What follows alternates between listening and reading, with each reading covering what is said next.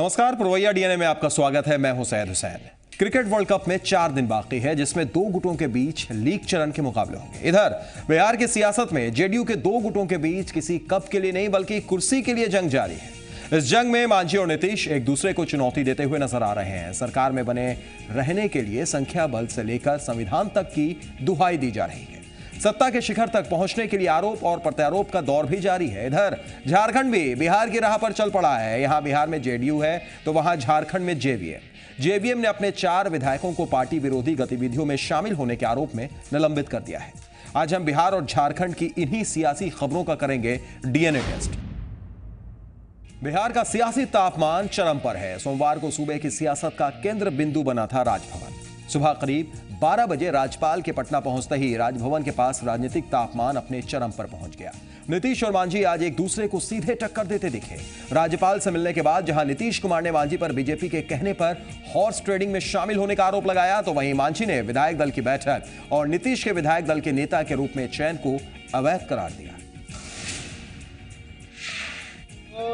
नेता पद विधानमंडल का नेता के रूप में जो चुनाव माननीय नीतीश कुमार जी का हुआ है, माननीय ये अवैध है, क्योंकि उसके लिए बैठक बुलाना नेता जो होता है लेजिस्लेचर पार्टी का, उसका फर्ज है, जिसका नेता अभी हम हैं। प्रधानमंत्री जी से मिलकर के निकलने के बाद जो बातें बाहर कही, मंत्रिमंडल का विस्तार करेंगे तो 2 मुख्यमंत्री बनाएंगे, मंत्री बनाएंगे, ये सब बात साफ साफ खुल्लम खुल्ला हॉर्स ट्रेडिंग की बात कर रहे। कौन सी पार्टी? संविधान के 10th शेड्यूल के बाद तो कोई पार्टी बचती नहीं है, 2/3 चाहिए किसी भी पार्टी को से अलग होने के लिए। तो जो आज संवैधानिक व्यवस्था उसके हिसाब से कोई उपलब्ध नहीं है।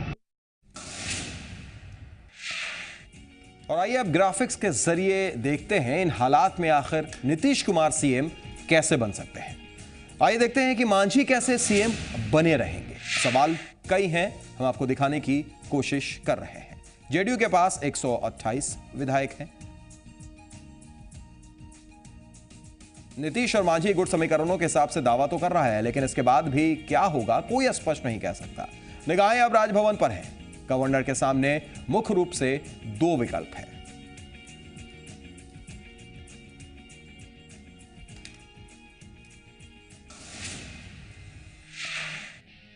पहला यह है कि नीतीश को न्योता देने से पहले मांझी को विधानसभा में बहुमत साबित करने को कहा जा सकता है।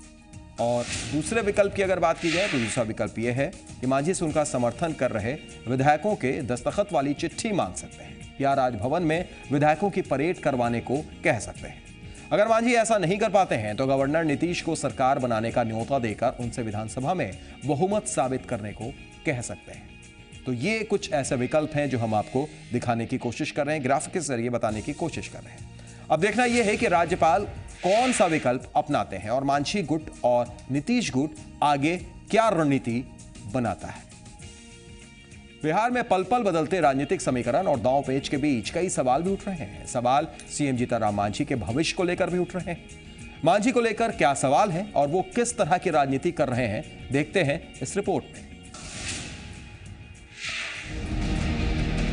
वफादार से नए नए बागी बने मांझी अपना आखिरी दांव चल चुके हैं।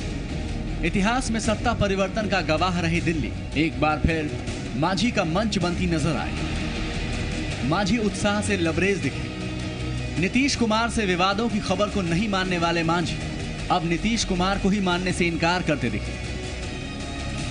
नीतीश कुमार जी बहुत अच्छे आदमी रहे हैं, लेकिन सत्ता के बिना वो नहीं रह सकते। वो साबित हो गया है कि नकली चेहरा बाहरे था और असली चेहरा छिपा हुआ था। वही असली चेहरा को उन्होंने ला करके दिखलाया है और आज मुख्यमंत्री बनने के लिए कोई भी हथकंडा अपनाए बिना नहीं रह रहे हैं। प्रधानमंत्री का आशीर्वाद पाने का दावा करने वाले मांझी विश्वास के घोड़े पर सवार होकर नीतीश से आगे निकलना चाह रहे हैं। बार बार दलित और महादलित शब्द का इस्तेमाल कर मांझी अपना राजनीतिक दायरा नीतीश और लालू से बढ़ाने की कोशिश करते दिखे। तो सवाल यह भी है कि तलवार की धार पर मांझी क्यों चलना चाहते हैं।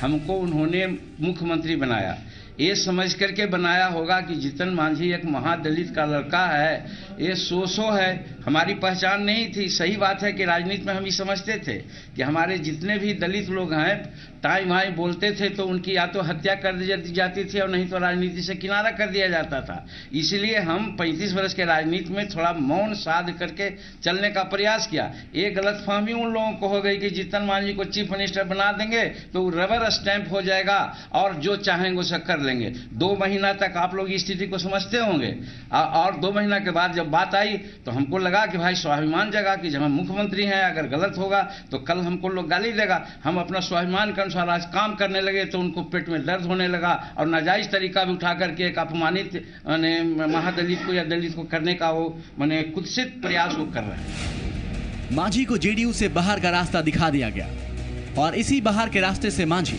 दलित राजनीति के अंदर प्रवेश करना चाह रहे हैं। शायद यही वजह है कि मांझी को किसी भी दल या विचारधारा से परहेज नहीं है और दलित अस्मिता के इस खेल में मांझी के साथ वो भी खेलने को मजबूर हो रहे हैं जिनके विचार मांझी से अलग हैं।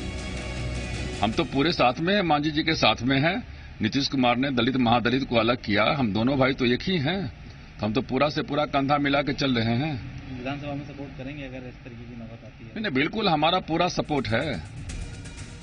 मांझी बिहार की राजनीति को 70 के दशक की तर्ज पर घुमाना चाहते हैं, तो सवाल यह भी है कि बिहार में मतदाताओं की मानसिकता में हुए बदलाव से मांझी कैसे टकराएंगे। और उससे भी अहम सवाल ये कि नीतीश विरोध के नाम पर जो समर्थन मांझी को मिलता दिख रहा है वो असमान विचारधारा की स्थिति में टिकाऊ कैसे होगा। तो क्या मांझी जेडीयू की कमान से निकला एक ऐसा तीर साबित होंगे जो निकली तो तेजी में पर निशाने से चूक गई। ब्यूरो रिपोर्ट, जी मीडिया। तो देख लिया आपने, जीतन राम मांझी उत्साह से लबरेज हैं, पर सवाल उस सियासत को लेकर भी है जिसमें वो खुलकर नीतीश कुमार के खिलाफ है। दिल्ली में पीएम से मुलाकात के बाद मांझी ने वो सब कुछ कहा जो अब तक बीजेपी कहती रही है। अपने संबोधन के दौरान मांझी ने कई बार दलित महादलित शब्द का भी इस्तेमाल किया, यानी जिस राजनीति को साधने की कोशिश नीतीश कुमार कर रहे थे उसी का इस्तेमाल मांझी भी करते नजर आए। तो सवाल यह भी है कि क्या मांझी नीतीश से एक कदम आगे निकल गए हैं। हालांकि हर चाल की प्रामाणिकता चुनाव के नतीजों से होती है, पर फिलहाल जो लकीर मांझी खींचने की कोशिश कर रहे हैं उससे एक अहम सवाल यह भी है कि मांझी का जेडीयू विरोध राजनीति को किधर लेकर जाएगा और 2015 की लड़ाई किस आधार पर होगी। जीतन राम मांझी दलितों के नेता होने का दावा कर रहे हैं, नीतीश की राजनीति भी उसी के इर्द गिर्द घूमती है। और बात आरजेडी की करें तो समस्या उसके लिए भी है। सवाल फिर है कि जाति के बिसात पर जो राजनीति बिहार में हो रही थी और जिसमें विकास की छोंक भी थी, उसे मांझी किधर ले जाना चाहते हैं।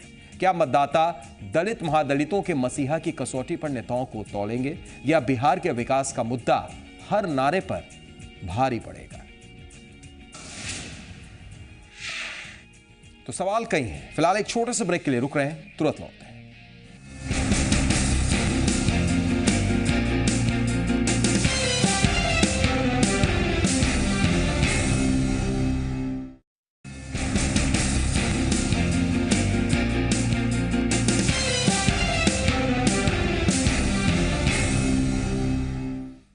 ब्रेक के बाद स्वागत है और अब देखते हैं कि आखिर नीतीश कुमार कहां खड़े हैं। मांझी को हटाकर नीतीश का खुद सीएम बनने का फैसला उनकी रणनीति का भले ही हिस्सा हो, लेकिन इस फैसले के बाद उनके पास भी चुनौतियां कम नहीं है।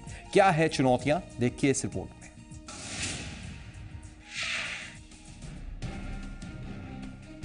मांझी अगर तलवार की धार पर चल रहे हैं तो नीतीश के सामने इस बात की चुनौती है कि उनकी धार कितनी तेज है। नीतीश के लिए एक तरफ सामने से मिल रही बीजेपी की चुनौती है तो दूसरी तरफ पार्टी के अंदर से असंतोष के स्वर, और जिस किसी को भी मौका मिल रहा है वो रिश्तों की गर्माहट की जगह अपनी राजनीति की आहट सुना देता है। आज बनाते हैं किसी को और कल बिगाड़ कर फिर उसी कुर्सी पर बैठने को बेताब हो जाते हैं। उन्होंने एक दलित को बनाया, बहुत सराहनीय कार्य किया, हम लोगों ने उनकी बड़ी तारीफ की और इतने बेचैन थे कि जल्दी से उस कुर्सी पर बैठने के लिए कि फिर उनको हटाने के लिए पूरा षड्यंत्र किया और हटाने के लिए झूठा मीटिंग। जेडीयू को एकजुट रखने की डोर कमजोर नजर आ रही है और बीजेपी विरोध का नतीजा यह है कि हर चंद कदम चलने के बाद नीतीश अकेले पड़ते दिखाई देते हैं। इसलिए अहम सवाल ये कि बीजेपी की रणनीति को नीतीश कैसे चुनौती देंगे। अमित शाह से कैसे टकराएंगे नीतीश। नीतीश का नया मंत्र क्या होगा। यह सवाल इसलिए क्योंकि बिहार की लड़ाई नीतीश के लिए अब तक की सबसे बड़ी चुनौती है। जिस तरह से नरेंद्र मोदी के नाम और नारे के साथ बीजेपी हर राज्य में नियति बनती जा रही है, उससे टकराने के लिए नीतीश की तरकश के तीर कम होते जा रहे हैं। लोकसभा चुनाव में काम की मजदूरी मांगने निकले नीतीश खाली हाथ ही घर लौटते दिखे। यानी जाति का मिथक इसी बिहार में टूटा और नीतीश के विकास के नारे पर बीजेपी से जनता की उम्मीद भारी पड़ गई। तो सवाल यह भी, विकास बनाम विकास की लड़ाई में नीतीश कैसे टिकेंगे। साथियों पर निर्भर रहना नीतीश के लिए कितना सही। क्या नीतीश के साथी दे पाएंगे बीजेपी को चुनौती। राजनीति में चुनौती इस बात को भी साबित करती है कि वो दल जनता की उम्मीदों के पैमाने पर कहां है। सवाल ये कि क्या नीतीश पुराने नारों के साथ नई राजनीति कर पाएंगे। ब्यूरो रिपोर्ट, जी मीडिया।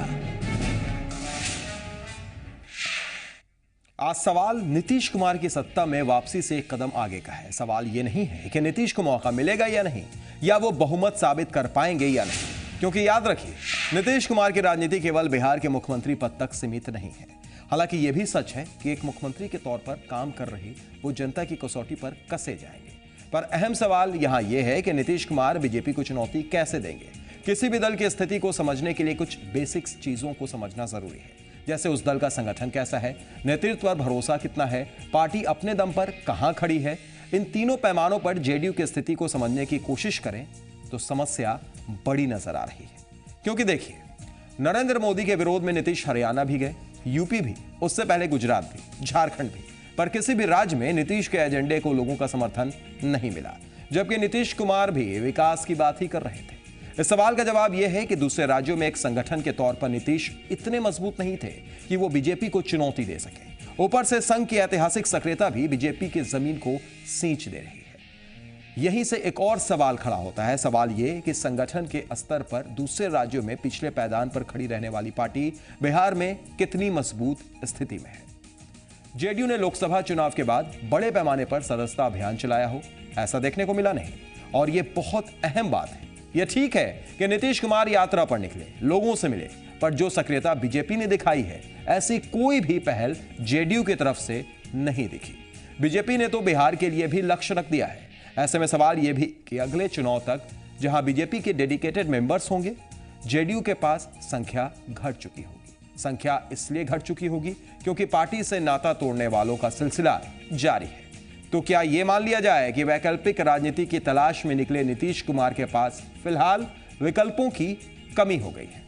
और अगर ऐसी स्थिति है तो फिर सवाल यह भी बनता है कि लोकसभा चुनाव के दौरान हमदर्दी दिखाने वाले मतदाता क्या बीजेपी की रणनीति के आगे इस कदर नतमस्तक हो जाएंगे कि नीतीश पिछले पायदान पर ही नजर आएंगे। दरअसल नीतीश दोहरी चुनौती झेल रहे हैं और उनकी लड़ाई जिस बीजेपी से है, उसके अंदर मनमुटाव की हर आवाज नरेंद्र मोदी की छवि के सामने फीकी पड़ जा रही है। दिल्ली चुनाव में विरोध के जो स्वर उठे वो मोदी की ऑरा में दब गए, जबकि हाल के दिनों में नीतीश हर मंच पर लोगों को एकजुटता का पाठ पढ़ाने की मशक्कत ही करते दिखाई दिए हैं।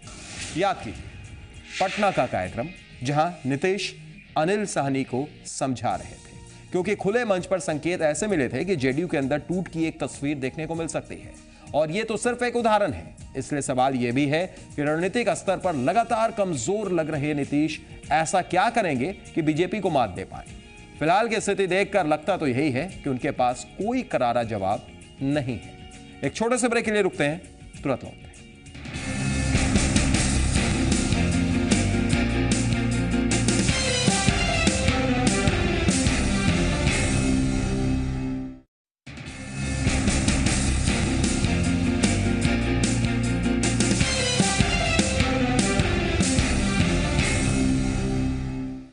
बिहार की सियासत के बाद बात कर लेते हैं झारखंड की। बिहार में जेडीयू की नाव मझधार में हिचकोले खा रही है, तो वहीं झारखंड में जेवीएम पर अस्तित्व बचाए रखने का संकट है। पार्टी विरोधी गतिविधियों में शामिल होने के आरोप में 4 विधायकों को जेवीएम ने पार्टी से निलंबित करने की अनुशंसा कर दी है। इस बाबत विधानसभा अध्यक्ष को पार्टी ने पत्र भी लिखा है।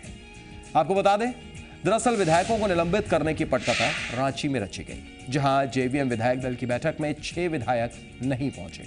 इस बैठक में सिर्फ पार्टी विधायक दल के नेता और पोड़ैयाहाट विधायक प्रदीप यादव और लातेहार विधायक प्रकाश राम ही पहुंचे। 6 विधायकों के गैर मौजूदगी की खबर के बाद खबर यह भी आई कि 4 विधायक बीजेपी में शामिल हो रहे हैं। इस खबर को तब और बल मिल गया जब सिमरिया विधायक गणेश गंझू, चंदनक्यारी विधायक अमर कुमार बौरी, डाल्टनगंज विधायक आलोक चौरसिया और हटिया विधायक नवीन जायसवाल ने अलग बैठक की। सूत्रों के हवाले से खबर यह भी है कि बैठक के बाद ये चारों विधायक दिल्ली रवाना हो गए, जो बीजेपी के शीर्ष नेतृत्व से मिलेंगे। खबर यह भी है कि जेवीएम के बरकट्टा विधायक जानकी यादव और सारठ विधायक रणधीर सिंह भी बीजेपी के संपर्क में है। लेकिन शाम होते होते बाबूलाल मरांडी ने 4 विधायकों की सदस्यता रद्द करने की अनुशंसा कर दी। आनन फानन में जेवीएम की तरफ से लिए गए फैसले से बीजेपी में शामिल होने का मंसूबा पाले विधायकों को झटका लग सकता है। हमारे पार्टी के 4 विधायक दल के विरोध गतिविधि में सम्मिलित रहे। इस कारण से उन 4 विधायकों को निलंबित करती है पार्टी और उस आशय की पत्र विधानसभा अध्यक्ष को भी हम लोगों ने भेज दिया है और सचिव को भी। उसमें से एक तो श्री नवीन जायसवाल जी हटिया से विधायक, श्री गणेश गंझू जी ये सिमरिया से विधायक, श्री अमर कुमार बावरी जी ये चंदनक्यारी से विधायक और श्री आलोक चौरसिया ये डाल्टनगंज से विधायक। ये 4 विधायकों को हम लोगों ने निलंबित किया है। उसे लगता है कि भारतीय जनता पार्टी ने अपनी सारी नैतिकता को छोड़ ताक में रख करके विधायकों को तोड़ने की कोशिश ये प्रयास कर रही है। यानी भारतीय जनता पार्टी मूल्यों की राजनीति छोड़ करके मुद्रा की राजनीति पर उतर आई। तो झारखंड में भी शय और मात का खेल चल रहा है। पिछले काफी दिनों से ये खबरें चल रही थी कि जेवीएम का बीजेपी में विलय हो सकता है। जनवरी में इस बाबत दिल्ली में जेवीएम अध्यक्ष बाबूलाल मरांडी और बीजेपी के राष्ट्रीय अध्यक्ष अमित शाह मिल भी चुके हैं, लेकिन तब बात नहीं बनी। अब जेवीएम अपने से विपरीत विचारधारा वाली पार्टी जेएमएम के साथ जन आंदोलन कर रही है। पार्टी का यह फैसला विधायकों को नागवार गुजर रहा है। बीजेपी में जाने की ताक में बैठे विधायकों के लिए विद्रोह का ये माकूल वक्त था। लिहाजा नवीन जायसवाल, अमर कुमार बौरी, गणेश गंझू और आलोक चौरसिया ने बगावत का बिगुल फूंक दिया। ये विधायक न सिर्फ जेवीएम विधायक दल की बैठक से गैर हाजिर रहे, बल्कि एक साथ मीटिंग कर रणनीति भी बनाई। हालांकि इस बीच जेवीएम ने पार्टी विरोधी गतिविधियों में शामिल होने के आरोप में 4 विधायकों को निलंबित भी कर दिया। विधायकों के निलंबन के बाद बीजेपी में शामिल होना आसान नहीं होगा, क्योंकि जेवीएम विधानसभा अध्यक्ष से इन विधायकों को पार्टी विरोधी गतिविधियों में शामिल होने, पद और पैसे के लालच में पार्टी को तोड़ने का आरोप लगाकर विधानसभा की सदस्यता रद्द करने की मांग कर सकती है। अगर विधानसभा अध्यक्ष ये मांग मान लेते हैं तो विधायकों को दोबारा सदन में आने के लिए चुनाव लड़ना होगा, जो इतना आसान नहीं होगा। तो डीएनए में आज के लिए इतना ही। दीजिए इजाजत, नमस्कार।